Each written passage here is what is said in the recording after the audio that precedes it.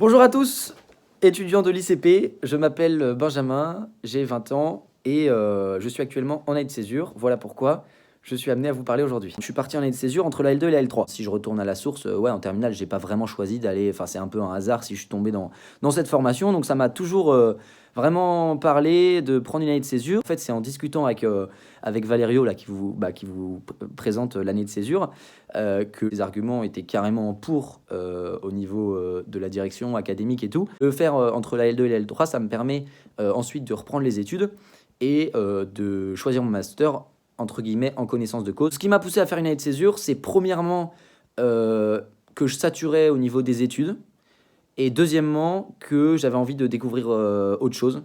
Bon, c'est complètement lié, on est d'accord, rien de nouveau sous le soleil, mais, euh, mais voilà, pour moi, ça n'avait pas de sens de courir derrière un diplôme sans même m'être posé, ne serait-ce qu'un an, si ce n'est plus, pour me dire, mais en fait, c'est quoi que j'ai envie de faire de ma vie, quoi. J'ai engagé les démarches dès que j'ai pu, dès septembre de L2, j'ai engagé les démarches et pendant un an, on a eu 3 ou 4 rendez-vous avec Valérie. Ma demande était un peu particulière, je voulais pas faire de stage, pas faire des choses en rapport avec l'histoire sciences politiques, je voulais faire quelque chose qui était lié à ma passion depuis tout petit. C'est-à-dire le cheval. J'ai voulu partir en fait faire un tour de France avec ma jument. Évidemment, il fallait que j'arrive à défendre ça au niveau de ma fac. Et j'ai réussi et je suis parti. Comme quoi, tous les champs sont ouverts et on a tellement de possibilités qui s'offrent à nous que ce serait vraiment dommage de s'en priver. Finalement, mon périple, ça a été de partir tout seul. Je suis parti début octobre à pied avec ma chienne, mon sac à dos. Et donc, j'ai emmené, voilà, j'avais un sac à dos de 13 kilos, une expérience tellement riche. Le soir, je savais jamais où je dormais.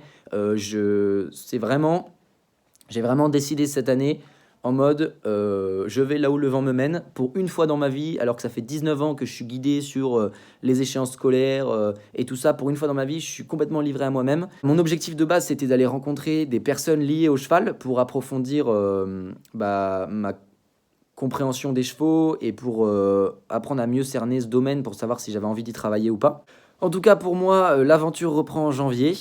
Enfin, je suis trop content de repartir.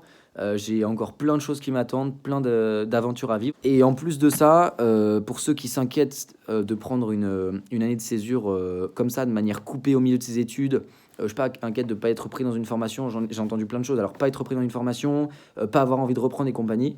Euh, pour mon cas, bah, on verra bien. Je peux rien dire à l'avance, mais en tout cas, j'ai plutôt beaucoup plus envie de reprendre que quand j'ai arrêté. Et avec cette année de césure, j'ai compris vraiment qu'est-ce qui m'anime, qu'est-ce qui est au fond de mon cœur. Et il n'y a que en se mettant en condition de le faire que on peut atteindre une meilleure connaissance de soi et savoir vers où on va dans la vie, quoi. Donc j'encourage, ben voilà, moi je vous ai juste partagé mon expérience. Si vous voulez en savoir plus, bah, allez sur mon site Cavalier Libre. Voilà, mais tout ça pour vous dire que tous les champs du possible sont ouverts. Il y a tellement de choses possibles du moment qu'on sait le défendre parce que ça nous tient à cœur. Après, on est hyper accompagné. Et voilà, je vois aucune raison de ne pas se lancer dans la césure. Et la seule raison, c'est la peur. Et moi, j'ai eu peur. Et du coup, là, je vais vous donner un remède. Euh, En fait, la première chose, c'est tout simplement de lancer les questions administratives, c'est-à-dire de dire, OK, je remplis les papiers, on est parti.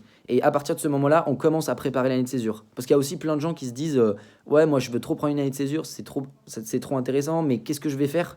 Bah, en fait, à partir du moment où vous avez déjà décidé de prendre l'année de césure, que vous vous êtes déjà convaincu que pour vous, ça va être riche, forcez-vous à lancer les démarches et quand vous allez être accompagné, et là, vous allez pouvoir réfléchir et tout ça. Mais déjà, lancez-vous. C'est pas compliqué, juste vous remplissez des papiers ou vous dites à tous vos proches ouais, je pars faire une année de césure l'année prochaine, ça vous engage et après vous la construisez votre année et vous allez être aidé par Valerio, par votre entourage. Donc premièrement ça et deuxièmement mon remède c'est de lire le livre de Guirec Soudé, le livre qui s'appelle L'incroyable voyage de Guirec et Monique. Son rêve c'était d'être enfermé dans la banquise pendant 6 mois, se laisser entourer par la banquise et vivre 6 mois en autarcie, enfin seul au monde quoi.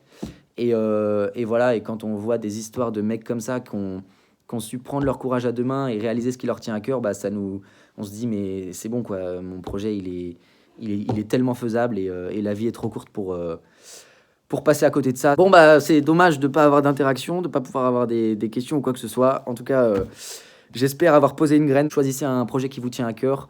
N'ayez pas peur et faites-vous confiance et foncez, c'est bonheur. Allez, ciao tout le monde et peut-être à bientôt sur mes vidéos ou peut-être pas à bientôt, mais salut tout le monde.